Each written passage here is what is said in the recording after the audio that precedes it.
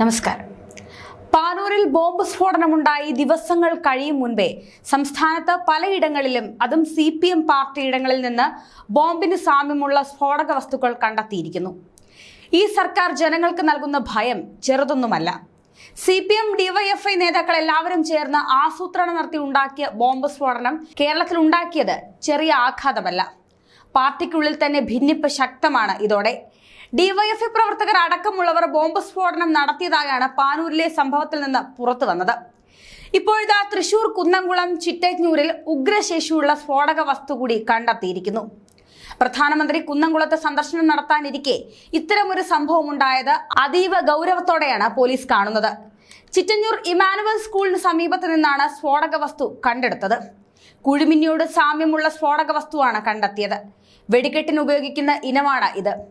മാനസിക വിഭ്രാന്തി പ്രകടിപ്പിക്കുന്ന ഒരു യുവാവ് സ്ഫോടക വസ്തുവുമായി നടക്കുന്നത് കണ്ട നാട്ടുകാർ പോലീസിൽ വിവരമറിയിക്കുകയായിരുന്നു. സ്ഥലത്തെത്തിയ പോലീസ് ഇയാളെ കസ്റ്റഡിയിലെടുത്തിട്ടുണ്ട്. ബോംബ് സ്ക്വാഡെത്തി സ്ഫോടക വസ്തു സമീപത്തെ പാടത്തേക്ക് മാറ്റിയിട്ടുണ്ട്. സ്ഫോടക വസ്തു കണ്ടെത്തിയതെന്ന് സംശയിക്കുന്ന സ്ഥലവും സമീപ പ്രദേശങ്ങളിലും സ്ക്വാഡിലെ സ്നിപ്പർ ഡോഗിനെ ഉപയോഗിച്ച് പരിശോധിച്ചെങ്കിലും കൂടുതലൊന്നും തന്നെ കണ്ടെത്താനായിട്ടില്ല. തിരഞ്ഞെടുപ്പ് പ്രചരണാർത്ഥം പ്രധാനമന്ത്രി നരേന്ദ്രമോദി തിങ്കളാഴ്ച കുന്നംകുളം സന്ദർശിക്കാനിരിക്കെ മേഖലയിൽ പോലീസ് വലിയ രീതിയിലുള്ള സുരക്ഷാ ക്രമീകരണങ്ങൾ ഒരുക്കി വരികയായിരുന്നു. ഇതിനിടെ ഉണ്ടായ സംഭവത്തെ വലിയ പ്രാധാന്യത്തോടെയാണ് പോലീസ് കാണുന്നത്.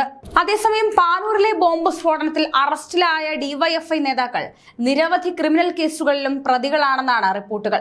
കൊട്ടേഷൻ സംഘങ്ങളുമായി ബന്ധമുള്ള ഇവരെ തിരഞ്ഞെടുപ്പ് കാലത്ത് നിരീക്ഷിക്കുന്നതിൽ പോലീസിനുണ്ടായത് ഗുരുതരമായ വീഴ്ചയാണെന്ന് വ്യക്തമാവുകയാണ്. ബോംബ് നിർമ്മിക്കുന്നതിനിടെയാണ് സ്ഫോടനമെന്ന് തെളിഞ്ഞിട്ടും എന്തിനു വേണ്ടി, ആർക്ക് വേണ്ടി എന്നതിൽ ഇനിയും ഉത്തരമില്ലാത്ത ചോദ്യമാണ്. അന്വേഷണത്തിലെ പോലീസിന്റെ മെല്ലപ്പോക്കിലും വിമർശനം ഉയരുകയാണ്. ബോംബ് സ്ഫോടനം നടന്ന ആ ദിവസം മുതൽ മുഖ്യന്റെ ആഭ്യന്തര വകുപ്പിന് തലയിൽ മുണ്ടിട്ട് നടക്കേണ്ട സ്ഥിതിയായിരുന്നു.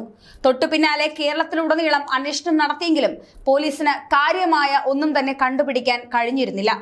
അതിനു പിന്നാലെയാണ് ഇപ്പോൾ തൃശൂരിലും സ്ഫോടക വസ്തുക്കൾ കണ്ടെത്തിയിരിക്കുന്നത്. ഈ തിരഞ്ഞെടുപ്പ് കാലത്ത് കേരളത്തിലുടനീളം ഇത്തരത്തിലുള്ള വാർത്തകൾ ഉണ്ടാകുമ്പോൾ ജനങ്ങൾക്കുണ്ടാകുന്ന ഭയം, ജനങ്ങളിൽ ഉണ്ടാക്കുന്ന ഭീതി അത് ചെറുതല്ല. എന്നാൽ പാനൂരിലെ സംഭവത്തോടുകൂടി രാഷ്ട്രീയ നീക്കങ്ങളാണെന്ന് പോലും റിപ്പോർട്ടുകൾ പുറത്തു വരുന്നുണ്ട്.